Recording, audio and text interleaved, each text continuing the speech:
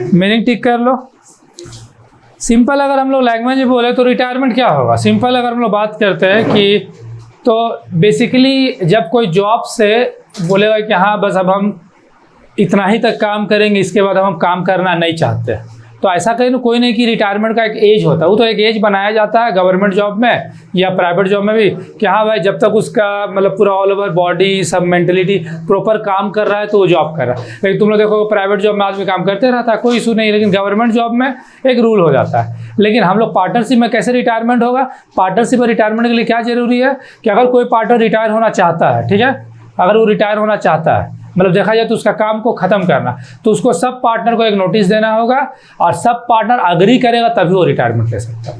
यानी sub partner का वहाँ पर तैयार होना जरूरी है, मतलब सब पार्टनर को वहाँ पर क्या एक तरह से होगा फ्री कंसेंट, मतलब उन लोग का एक सहमति होगा, तब पार्टनर क्या हो सकता है, रिटायर हो सकता है। और रिटायरमेंट होना मतलब सिंपल, उसका नाम को कट ऑफ करना, उसका जॉब को हटा देना, उसका सब टाइटल हट जाना, उसी को हम क्या बोलते हैं, रिटायरमेंट ऑफ पार्टनर। इसीलिए तुम लोग याद रखो एडमिशन में क्या होता था, नया पार्टनर आता था तो यहाँ पार्टनर क्या होगा, जाएगा, दैट इज एडमिशन को हम लोग बोलते थे इनकमिंग ऑफ पार्टनर, तो इसको क्या बोलेंगे, आउटगोइंग, बोलते हैं ना आउटगोइंग कॉल करो, बाहर जाने का कॉल, वही यहाँ पार्टनर बाहर जाएगा। इसीलिए तुम लोग याद करो एडमिशन में हम लोग जब कोई आता था तो सेक्रीफाइसिंग रेशियो निकलता था, क्या है, क्योंकि कोई आ रहा है तो हिस्सा उसको देना पड़ेगा, तो अगला का शेयर कम हुआ ना। लेकिन रिटायरमेंट में कोई जाएगा तो पुराना पार्टनर का शेयर क्या होगा, बढ़ जाएगा, याद रखना। एडमिशन में शेयर डिक्रीज हो जाता था, लेकिन रिटायरमेंट में शेयर इंक्रीज हो जाएगा, एक आदमी जाएगा तो भाई शेयर ऑटोमेटिक क्या हो जाएगा, बढ़ जाएगा। इसीलिए तुम लोग याद करो एडमिशन में हम लोग बेसिकली एंट्री में क्या, अच्छा नॉर्मल हम जैसे पूछेंगे जनरल रिजर्व का एंट्री क्या करते थे एडमिशन में, बताओ, एडमिशन और पार्टनर में general reserve account debit to old partner, old word हम लोग बोलते थे। यहाँ पता है क्या बोलेंगे, general reserve account debit to all partner, all, हाँ बस ओल्ड के जगह ऑल लगा देना है सारा एंट्री में। इसलिए हम दोनों बोलते हैं एंट्री में यहाँ पर क्या होगा, कॉमन होगा,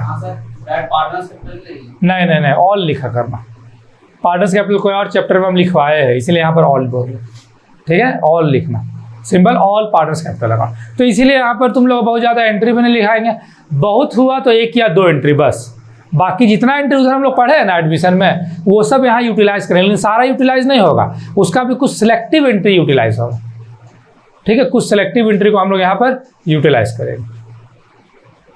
तो सोच लो कि वो एंट्री तुम लोग याद करो कि वो एंट्री हम कहाँ लिखाए थे, जस्ट उससे पहले का चैप्टर में। तो देखा जाए तो वही एंट्री यहाँ आया, यही एंट्री यहाँ आ रहा है, तो एंट्री कोई टफ नहीं होगा, एक बार लर्न करो हो गया।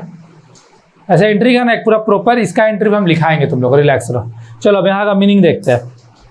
A partner has the right of retiring from the firm giving suitable notice, देखो suitable notice देना बहुत जरूरी होता है। When a partner serve break off मतलब उसका जॉब को खत्म कर देना, या कट ऑफ, break off और cut off his relationship from the partnership and settle his account and leave the firm, he is said to have retired from the business। उसका account को सेटल किया जाएगा। नया पढ़ रहा था तो गुडविल लेके आता था, कैपिटल लेके आता था, यहाँ पर क्या होगा, कैपिटल गुडविल वो लेके जाएगा, तो उसका अकाउंट को सेटल करो, सिंपल। रिटायर हो ले रहा है, सेटल करके पैसा वैसा दो के रफा दफा। तो अब सिंपल एक लाइन फिर समझा रहे, मान लो 3 पार्टनर है, आयुष, मोहित, शुभम। मोहित रिटायर होना चाहता है, शुभम रिटायर होना चाहता है, मान लो यही रिटायर होना चाहिए, तो इन लोगों को क्या करना पड़ेगा, ऐसा हिसाब किताब करके पैसा इसको दे देना पड़ेगा। मान लो इसका हिसाब किताब करके इसका पैसा निकल रहा है 3,15,420 रुपया, ठीक है, हिसाब किताब में कितना पैसा निकल रहा है इसका, 3,15,420 रुपीज़। इन लोग पास बैंक बैलेंस है, जो पुराना पार्टनर है, मतलब जो पार्टनर अभी रिटायर नहीं हो रहा है, याद रखना यहाँ जो पार्टनर रिटायर नहीं हो रहा है उसको हम लोग बोलेंगे रिमेनिंग पार्टनर, और रिटायर हो रहा है तो इसको क्या बोलेंगे, रिटायरिंग पार्टनर। इन लोगों को क्या बोलेंगे, रिमेनिंग पार्टनर, इसको रिटायरिंग, ठीक है। तो रिमेनिंग पार्टनर का बैंक बैलेंस है 5 लाख।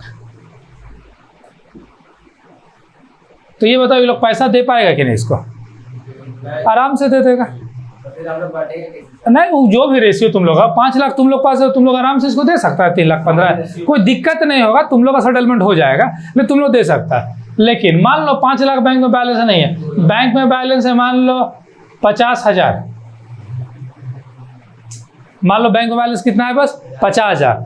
तो अब इसको कैसे देगा ये लोग पैसा? नहीं, रिटायर तो वो होगा पक्का, रिटायरमेंट तो होगा, वो तो नहीं मना कर सकता। पैसा कैसे देगा? हाँ, हो सके तो कहीं से लोन ले सकता है। तो नहीं, वो तो नहीं, वो तो वर्कर के लिए, वो तो अलग चीज़ हो गया, उसको तो वहाँ से तुम पैसा निकाल थोड़ी दे सकता है। तब क्या करना होगा, इन लोगों को लोन लेना पड़ेगा। या तो ये लोग बैंक से लोन लेगा और ये लोग नाम लिख के रखेगा इसका शुभम लोन, समझा? वहाँ एक नया अकाउंट खुलेगा शुभम लोन, मतलब जो पार्टनर रिटायर होगा उसी का नाम से लोन अकाउंट बन जाएगा। तो कभी कभी पुराना पार्टनर लोग, रिमेनिंग पार्टनर बोलेगा भाई पेमेंट वेमेंट दे देते हैं, कभी कभी वो लोग बोलेगा नहीं पेमेंट नहीं देंगे, हम लोन के थ्रू देंगे धीरे धीरे करके। तो यहाँ वही सिचुएशन होगा। लोन अब लोन है तो फिर इंस्टॉलमेंट कंपनी थोड़ी भरेगा, फार्म, यहाँ कंपनी का तो बात ही नहीं, फार्म भरेगा, फार्म। तो फार्म यही लोग ना है, फार्म में एक एक करके इसको पूरा मिलेगा। लेकिन मान लो पास पैसा नहीं तो भाई इंस्टॉलमेंट में भी देगा, तो ये बोलेगा ठीक है हम इंटरेस्ट लेंगे और का। हाँ, जैसे नॉर्मल इंश्योरेंस कंपनी करता है। तुम कैसे इंश्योरेंस कराओगे या गाड़ी फाइनेंस कराता है तो तुम बोलो नहीं, तो एक साथ बोलेगा तो आंसर कैसे होगा, उसे कोई क्लियर नहीं होगा ना, एक एक करके। चलो, तो समझ में आ गया? हाँ, वो तो डिपेंड करेगा क्वेश्चन पे, लेगा इंटरेस्ट नहीं लेगा इसका ऊपर। मान लो ये बोल दिया नहीं लेंगे तो नहीं लेगा, लेगा तो लेगा। लोन लेगा ये लोग ना? हाँ, ये लोग लोन लेगा अपना नाम से। हाँ, इसका नाम से आप बोलेंगे नहीं तो देखो, मतलब लोन ये लोग लेगा लेकिन इसका नाम से क्या रहेगा, इन लोग अपना बैलेंस शीट में शो करेगा शुभम लोन, लायबिलिटी में शो करने का मतलब क्या होता है, वो पैसा फ्यूचर में अगला को देना है। तो इन लोग का दिमाग में रहेगा ना भाई शुभम लोन मतलब शुभम का लोन है। अब मान लो ऐसे ही लिख दिया लोन, कलर में पता नहीं चला किसका लोन था। ये अपना नाम से लोन उठाएगा, अभी अपना लायबिलिटी ना लिखेगा सर।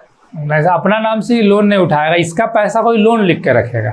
अभी पैसा ये लोग जैसे दे, फार्म में प्रॉफिट हो रहा है उससे काट के दे, या अगर ये लोग कहीं से उसको लेने के लिए भी लोन उठाया, मान लो अगर ये लोग कहीं इसको पैसा देने के लिए लोन उठाया, तब तो वो चीज़ बैंक लोन होगा, वो बैंक लोन में जाएगा। ये अपना नाम से क्या लगा, दोनों तो फार्म तो चला रहा है ना अभी। इसको पैसा जो रिटायर करेगा उसको बस जो पैसा देगा वो होगा लोन के नाम से। और ये लोग अगर बैंक से लोन लेगा तो उसका नाम बैंक लोन होगा, काहे कि दोनों मिलकर ना देगा। चलो आ जाओ। चलो और कोई क्वेश्चन? अब रिटायरमेंट का मोड्स क्या होगा, with the consent of all the other partner, sub partner का एग्री होना जरूरी है। कंसेंट मतलब होता है सहमति, सब पार्टनर सहमत होना चाहिए। By the virtue express on the agreement between the partner, या मान लो इन लोगों के बीच कोई एग्रीमेंट हुआ होगा कि हाँ ठीक है इतना समय बाद वो रिटायर हो जाएगा तो रिटायरमेंट ले सकता है। In case of partnership will giving the notice in the writing all other partners intention to retire, मान लो एक नोटिस दे कि वो लोग रिटायर हो सकता है, प्रॉपर नोटिस वगैरह देके।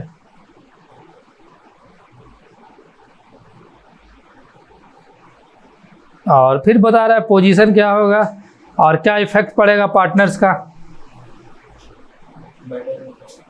अब मान लो कि नया पार्टनर जैसे एक रिटायर हो गया तो क्या इफेक्ट पड़ेगा, पुराना हर जगह 3 पार्टनर का नाम था, जैसे एक हटा हर जगह 2 आदमी का नाम, तो बोल सकते हैं हम पुराना पार्टनरशिप अपने आप बंद हो गया, नया पार्टनरशिप अपने आप स्टार्ट हो गया। पहला पॉइंट देखो यही लिखा है, the retirement of partner will terminate the old partnership and new partnership comes into existence, नया स्टार्ट हो जाएगा। हाँ, फिर आगे क्या लिखा है, the combined share of remaining partner increase, देखो बोल दिया पुराना पार्टनर जो बचेगा रिमेनिंग उसका शेयर क्या हो जाएगा, बढ़ जाएगा। In fact their profit sharing ratio change, ratio भी चेंज हो जाएगा। accumulated profit and losses reserve distributed among all the partners, इसलिए हम यहाँ वर्ड बोले all, यहाँ सब कुछ बटेगा all the partner, इसलिए वर्ड यूज करेंगे all।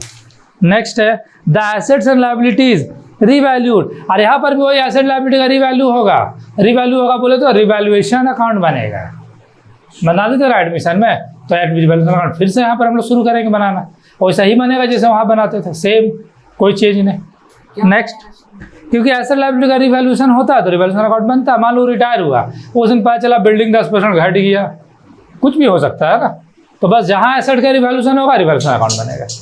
Next, the goodwill of the firm is to be valued retiring partner share, और जब रिटायर हो रहा है तो उस टाइम पे क्या होगा, गुडविल निकलेगा इसको, क्योंकि गुडविल देना पड़ेगा ना, क्योंकि एडमिशन में गुडविल लेके आता है, तो जब ये जाएगा तो गुडविल को क्या करेगा, लेकर जाएगा। जो भी चीज़ लाया था सभी लेके जाएगा, लेकिन उसमें बढ़ेगा हिस्सा, इसका शेयर बढ़ेगा। Next, the claim of retiring part is to be determine. और रिटायरिंग पार्ट में क्लेम करेगा, बोलेगा मेरा कैपिटल, मेरा गुडविल, फिर रिवॉल्यूशन अकाउंट का प्रॉफिट लॉस हो रहा है तो दो, अगर लॉस हो रहा है तो ही भरेगा, प्रॉफिट हो रहा है तो लेके जाएगा। सर जिस टाइम निकाला उसके उस टाइम इसका एसेट्स घट जाएगा। एसेट घटा तो एसेट घटेगा, मान लो, हो सकता है, तो रिवॉल्यूशन अकाउंट उसी के लिए तो बनाएंगे ना। थोड़ा दिमाग लगाओ, कॉन्सेप्ट समझो। रिवॉल्यूशन अकाउंट बनाएंगे, उसमें प्रॉफिट आएगा तो इसको प्रॉफिट मिलेगा, मान लो लॉस हो गया तो लॉस ही भरेगा, भर के जाएगा। सिंपल सा बात है। Due to the payment of the claim retiring partner assets of the firm reduce. Asset मान लो रिड्यूस हो सकता है, and if the claim is not made from the firm resources, loan has to be arrange the pay of the claim in such a situation the liability of new partner get increase. बताया ना कि पैसा देना होगा, अगर पैसा है तो डायरेक्ट दे दो, नहीं है तो क्या करेगा, लोन लेगा, तो ये लोग का लायबिलिटी बढ़ी है ना, वही बता रहे हैं। तो चलो पहला हम लोग टॉपिक स्टार्ट करते हैं। इसमें भी रेशियो निकालना पड़ता है, तो हेडिंग लिखो।